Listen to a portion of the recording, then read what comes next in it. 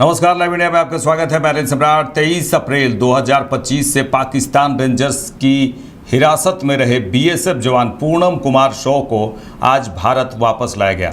पश्चिम बंगाल में उनके पिता भोलानाथ शॉ ने कहा कि मैं केंद्र और राज्य सरकार का शुक्रिया अदा करता हूं, जिन्होंने मेरे बेटे को पाकिस्तान से रिहा करवाया और उसे वापस भारत लाया। उन्होंने कहा है कि अब जब मेरा बेटा वापस आ रहा है तो मैं चाहूँगा कि वह एक बार फिर देश की सेवा करे।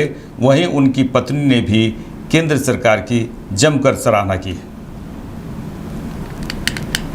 देखिए मैडम, सबसे बड़ी बात तो 20 दिन वो हमारे देश में नहीं थे, पाकिस्तान की तरफ से अरेस्ट हो गए थे। तो आज तो बहुत ही खुशी हुई। सुबह में ही फोन आया था सीओ साहब का वहां से कि देखिए वो पीके साहब आ गए हैं, इंडिया आ चुके हैं, टेंशन मत लीजिए, वो एकदम सही सलामत है, आप टेंशन मत लीजिए, बिल्कुल ठीक है। और मेरे हस्बैंड ने भी मुझे वीडियो कॉल किया था, एकदम टोटली वो फिट है, फिजिकली फिट है, और बोल रहे थे कि टेंशन मत लो, मैं ठीक हूँ, मैं फ्रेश होके मैं तुमको 3 बजे फोन करता हूँ। नहीं मैडम, अभी तो कुछ नहीं बताएं। वो उनको छोड़ने को लेकर देखा गया कि काफी बातचीत बहुत जी जी सीएम से भी आपकी बात जी। देखिए मैडम, उनसे तो मेरी 3 दिन पहले कांटेक्ट हुई थी, 4 दिन पहले। तो उन्होंने मुझे कहा था कि टेंशन मत लीजिए, इसी हफ्ते आपके हस्बैंड आ जाएंगे। मैंने उन्होंने भी बहुत योगदान दिया, बहुत जोर शोर से वो भी बात कर रही थी। बीएसएफ के डिपार्टमेंट में जितने भी सीनियर है, हमारे यहाँ के जो चेयरमैन है, वो तो शुरू दिन से ही लगे हुए हैं। और कल्याण सर भी आए थे, फोन पे वो भी बात करते थे, कैसे है, नहीं है, टेंशन मत लीजिए, आपके हस्बैंड बहुत जल्दी। देखिए सभी का सपोर्ट है, पूरी देश मेरे लिए खड़ी थी। तो सबको हाथ जोड़ के थैंक यू कि आप लोगों की वजह से ही मेरे हस्बैंड इंडिया आ पाए हैं। सुबह कितने बजे पता चला कि वो रिलीज? 10:30। किसने कॉल किया था? कोई बीएसएफ की कोई कमांडर किन्हीं का फोन आया था सर का, कि उन्होंने ही बताया कि वो आपके हस्बैंड इंडिया आ गए हैं। जी। कोलकाता आने के लिए या दिल्ली वो कब तक पहुंच रहे हैं, ऐसा कुछ बताया? नहीं, अभी तो उन्होंने कुछ नहीं बताया। उन्होंने कहा कि मेरे हस्बैंड वीडियो कॉल किए थे, बात हुई उनसे, उन्होंने कहा वेट करो, मैं 3 बजे फिर फोन करता हूँ। क्या लग रहा है कि जिस वक्त वो गए थे वो हालत और अभी उनकी कैसी है? देखिए थोड़ी तो वीकनेस हुई होगी, 22 दिन वो बाहर अलग स्टेट में थे, ऐसे वो तो ठीक ही दिख रहे थे, ऐसी कोई बात नहीं है, फिजिकली वो फिट है। सेंट्रल गवर्नमेंट को कुछ बोलना चाहिए? जी जरूर। देखिए हमारे सरकार मोदी जी है तो सब चीज पॉसिबल है। क्योंकि देखिए जो 22 तारीख को जब पहलगाम अटैक हुआ था, उन्होंने 15 से 20 दिन में जो ऑपरेशन सिंदूर करके सबके सुहाग का बदला लिया, जिसका नाम रखा गया था ऑपरेशन सिंदूर। उसके 3 से 4 दिन बाद मेरे सुहाग को उन्होंने रिटर्न लाया है। तो मैं उनको हाथ जोड़ के बहुत बहुत धन्यवाद देना चाहती हूँ। मेरा नाम रजनी शाह। मैं जो आज 23 तारीख से पाकिस्तान का कब्जा में था, आज 23 दिन के बाद 24वां दिन जो हुआ, हमें लड़का को केंद्र सरकार, राज्य सरकार सभी मिलकर हमें लड़का को पाकिस्तान से रिलीज कराया और रिलीज कराकर इंडिया में लाया। इन लोगों को धन्यवाद देते हैं, धन्यवाद देते हैं। और हम फिर चाहते हैं कि लड़का जब आया तो फिर अपने देश के रक्षा में फिर लग जाए। बस यही मेरा कहना है कि सभी को धन्यवाद देते हैं, सभी हमारे साथ मिलकर, केंद्र सरकार हो, राज्य सरकार हो, हमारे म्युनिसिपैलिटी के चेयरमैन विजय सागर मिश्रा जो हैं, वो सभी एमएलए जो थे, सुदीप सेन या कल्याण बनर्जी, ये सब हमारे घर में आए थे और मेरे को सांत्वना दे के गए थे कि आज नहीं तो कल लड़का आपका घर में आएगा। तो आ गया। मैं बोलूं कि वो आ गया, मैं यही खुशी हूं और यही धन्यवाद देता हूं। सभी को, दीदी को भी धन्यवाद देता हूं और इन लोगों को और केंद्र सरकार को भी धन्यवाद देता हूं। जय हिंद, भारत माँ को करके हम अपना वक्तव्य समाप्त करते हैं। सेंट्रल गवर्नमेंट के लिए तो बोले हैं हम कि सेंट्रल गवर्नमेंट जो किया है, पाकिस्तान से हमारे लड़का को लाया है, लड़ाई करके जैसे भी हो वो लेके आया। और हमारा खुशी है कि अभी तक लड़का के साथ बात हुआ नहीं है, ये मालूम हो गया कि हाँ लड़का इंडिया में आ गया। कब तक घर आएंगे? ये हमको पता नहीं है, कब तक वो लोग छोड़ेगा ये भी हम नहीं बता सकते हैं। उसका मेडिकल होगा, क्या क्या होगा, इसके बाद उसको कब छोड़ेंगे नहीं छोड़ेंगे ये हम नहीं बता सकते। हाँ सिंदूर, हाँ ये चीज बोले तो ऑपरेशन सिंदूर जो हुआ, इसके लिए मोदी जी को मैं धन्यवाद दूंगा और कहूंगा कि हमारे देश का जो उग्रवादी है उसको जितना जल्द खत्म करना है आप कीजिए।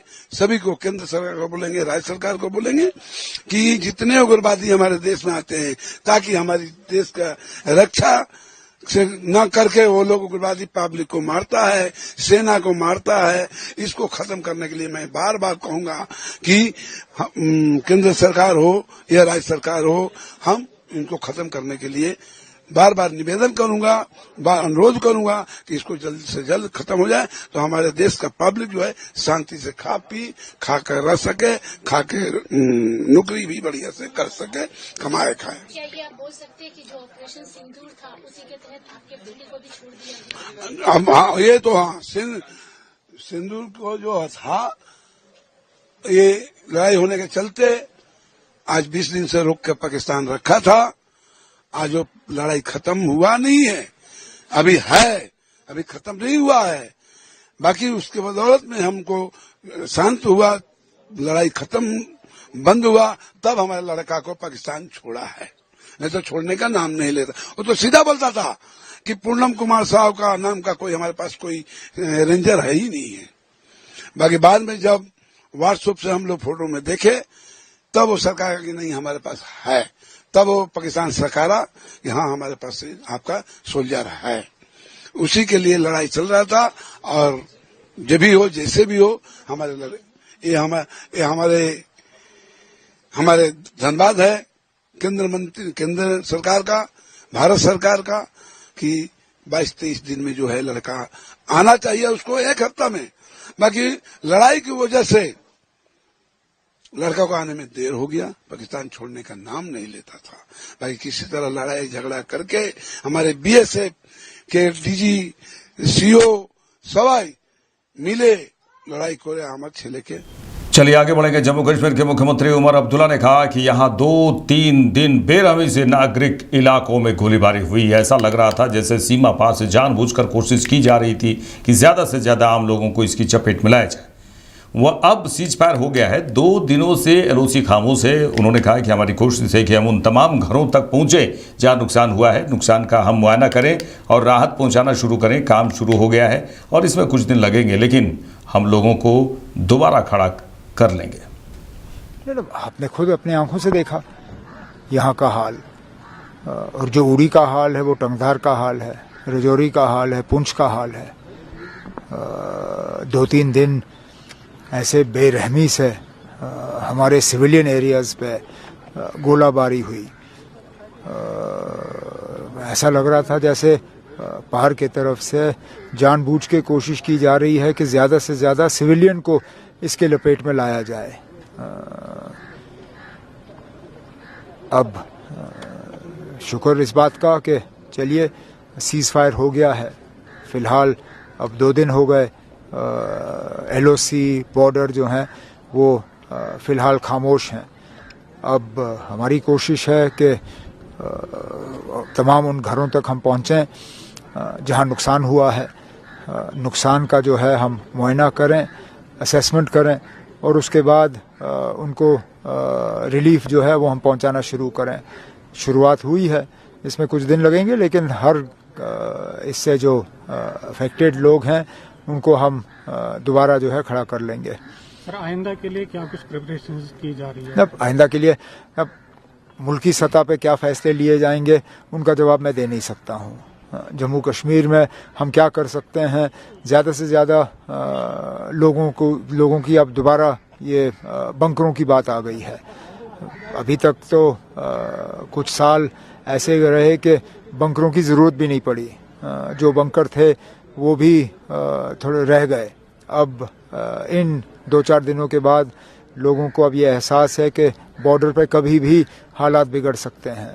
तो चाहे वो जम्मू साइड हो या कश्मीर साइड, जहाँ जहाँ मैं गया वहाँ लोगों ने एक ही बात की कि आप हमें बंकर दे दीजिए, और इंडिविजुअल बंकर, ये कम्युनिटी वाले नहीं। तो पहले जो फौरी तौर हमें रिलीफ देना होगा वो हम दे देंगे।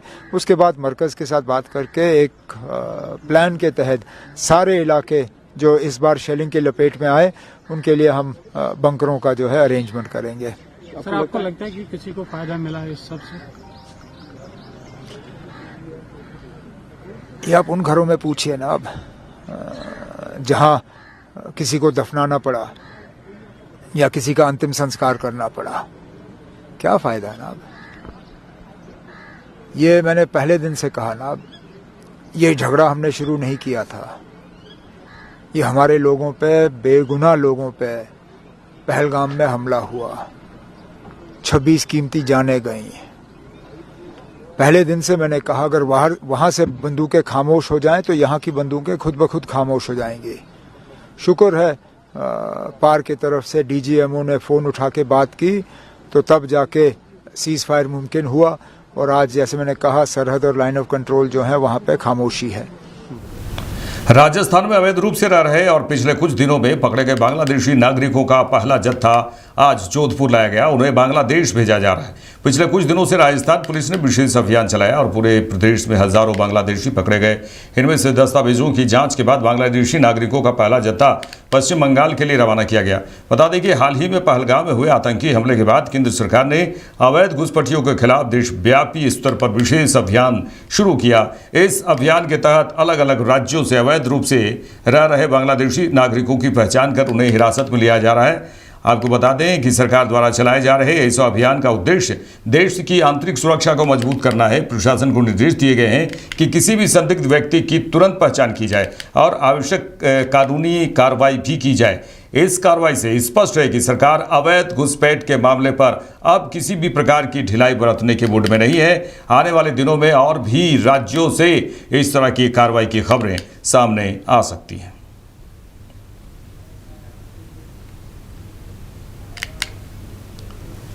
चलिए, बड़ी खबर इस बात की है कि जम्मू कश्मीर में 13 मई को दक्षिण कश्मीरी के शोपिया जिले के केलर के सुक्रू वन क्षेत्र में सुरक्षा बलों के साथ मुठभेड़ में लश्कर तैयबा LET के 3 आतंकवादी मारे गए।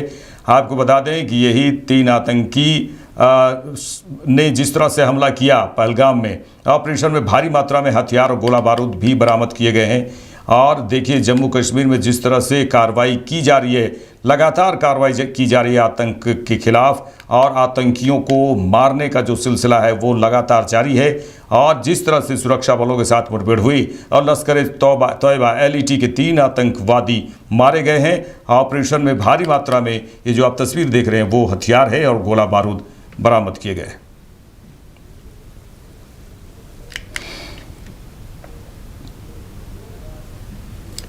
बीजेपी नेता अग्निमित्रा पॉल ने पाकिस्तानी रेंजर्स द्वारा BSF जवान पूर्णिमा कुमार शॉ के सौंपे जाने पर कहा कि आज हमने जो संकल्प लिया है उसमें हमने एक लाइन कही है, मोदी है तो मुमकिन है। यह सिर्फ एक नारा नहीं बल्कि यह एक विश्वास है जो हमारे 140 करोड़ भारतवासियों का है। उन्होंने कहा कि आप जो भी हों, अगर आपके साथ अन्याय और अत्याचार हुआ है तो हमारे प्रधानमंत्री उसका बदला लेने के लिए मौजूद हैं। See, in today's resolution that we had taken, we had a line where we said that Modi hai to mumkin hai. It is not just a slogan, It is a belief that 140 crore Bharatvasi, we have it in our mind. Our guardian is Honorable Prime Minister Narendra Modi ji. Whether you are a male, whether you are a female, whether you are a Hindu or a Muslim or a Sikh or a Christian, whoever you are, if there is, there is injustice and atrocity done on you, our Honorable Prime Minister is there to take revenge. And we knew that. Yesterday also, when I came out of Vidhan Sabha, you all asked me the same question, that what is happening to, our brother, Mr. Shah. And I told you that have faith in the Prime Minister, have faith in our government. He will come back. And it's not even 24 hours, it has come true. So have faith in our Honorable Prime Minister, have faith in our Honorable Home Minister, have faith in our government. Our government is completely by 140 crore Indians.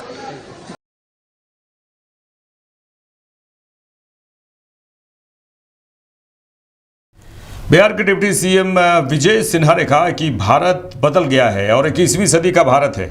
और उन्होंने कई बातें इस दौरान कही कि जिसका नेतृत्व प्रधानमंत्री मोदी कर रहे हैं। और 21वीं सदी के भारत में कहा जाए कि अगर कोई उन्होंने खुली चेतावनी दी है, प्रधानमंत्री नरेंद्र मोदी ने खुली चेतावनी दी है कि जो हमारी शांति भंग करेगा और अराजकता पैदा करेगा, हम उसे मिटा देंगे।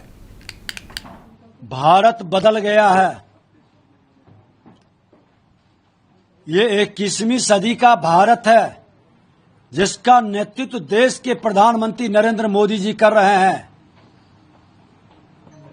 जो शांति के भी अग्रदूत हैं, अशांति को भंग करने वाले के लिए यमदूत हैं।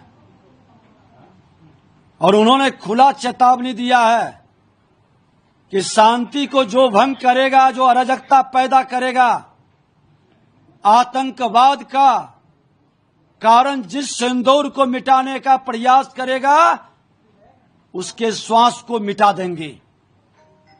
हर मां भारती के संतानों के भावनाओं के अनुकूल देश के प्रधानमंत्री नरेंद्र मोदी जी ने साफ चेतावनी दे दिया है। आज देश के अंदर उग्रवाद खत्म हुआ, लेकिन पड़ोसी देश पाकिस्तान आतंकवाद के पिल्ले को पोसकर विश्व के मानवता को शर्मसार कर रहा है। अब उसे खत्म करने की जरूरत है। मुख्यमंत्री नीतीश कुमार आज अपने पैतृक गांव नालंदा जिले के कल्याण बीघा पहुंचे, जहां गांव के मंदिर में पूजा अर्चना की और उसके बाद स्वर्गीय कविराज राम लखन सिंह वाटिका पहुंचे।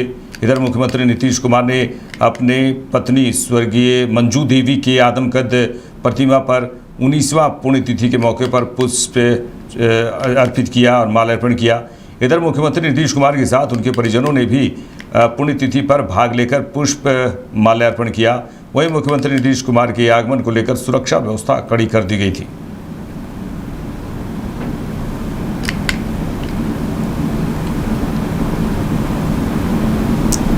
छपरा के गढ़का नारायणपुर में बिहार के राज्यपाल आरिफ मोहम्मद खान ने जम्मू कश्मीर में शहीद हुए सीमा सुरक्षा बल बीएसएफ के सब इंस्पेक्टर मोहम्मद इम्तियाज के घर पहुंचे। सारण जिला के गरखा प्रखंड स्थित जलाल बसंत पंचायत अंतर्गत नारायणपुर जाकर उनके चित्र पर पुष्पांजलि अर्पित की और उन्हें श्रद्धांजलि दी। उन्होंने शहीद के परिजनों से भी मुलाकात कर अपनी संवेदना प्रकट की तथा उन्हें धैर्य धारण की शक्ति प्रदान करने की दुआ की।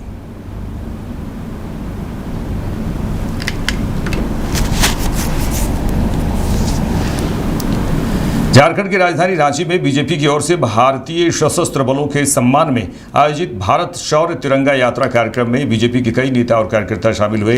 इस तिरंगा यात्रा में लोगों ने वंदे मातरम के नारे भी जमकर लगाए।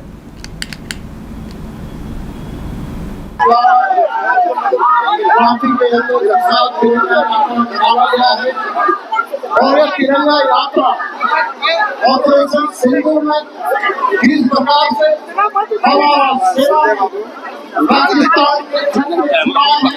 पाकिस्तान को मरवा में बदलने का काम किया है, पाकिस्तान का काम किया है। वैसी स्थिति में हम सब सेना के पराक्रम, सेना के शौर्य और सेना के युद्ध कौशल के लिए उनके समर्थन में यह तिरंगा यात्रा निकाला है। और देश के आदरणीय प्रधानमंत्री जी के नेतृत्व में हमारी तीनों सेनाओं को दुश्मनों के खिलाफ संघर्ष के लिए पूरी छूट का देना इस बात का प्रतीक है कि हमारी देश की सेना पाकिस्तानी और दुश्मनों को तो आज मैं जिला स्कूल शहीद मैदान से और यहाँ भगवान बिरसा मुंडा की समाधि तक एक विशाल तिरंगा यात्रा के माध्यम से यह संदेश देना का काम किया है कि भारतीय जनता पार्टी एक राष्ट्रवादी पार्टी है और भारतीय जनता पार्टी के नेता और कार्यकर्ता सेना के साथ सदैव तत्पर है, सेना के साथ उनके हर काम में सहमत है और हमें सेना पर गर्व है। और यह तिरंगा यात्रा, तिरंगा जो हमारे देश की आन बान और शान है, हम सबों को गर्व है। भारत माता की जय। लड़ाई में भारत की जीत हुई है, दुनिया के देश भी भारत की भूरी भूरी प्रशंसा कर रही है। आज पहली दफा दुनिया में पाकिस्तान अलग थलग पड़ा है। अगर आज ये चाहे वो सामरिक मोर्चे में हो, चाहे वो राजनीतिक डिप्लोमेटिक क्षेत्र में हो, भारत की विजय पताका सारे संसार में आप फहरा रही है। और भारत की विजय उसके लिए देश के सेना को श्रेय जाता है, उसके लिए देश के प्रधानमंत्री के नेतृत्व को श्रेय जाता है। और इसीलिए आज मैं विशेष घोषणा करते हुए इतना ही कह करके फिर से देश के सेना को, देश के प्रधानमंत्री के प्रति आभार प्रकट करता हूँ। बहुत बहुत धन्यवाद। भैया कितना लीजिए। मेरे साथ इस बुलेटिन में इतना ही। देश दुनिया के तमाम खबरों के लिए देखते रहिए लाइव इंडिया। नमस्कार।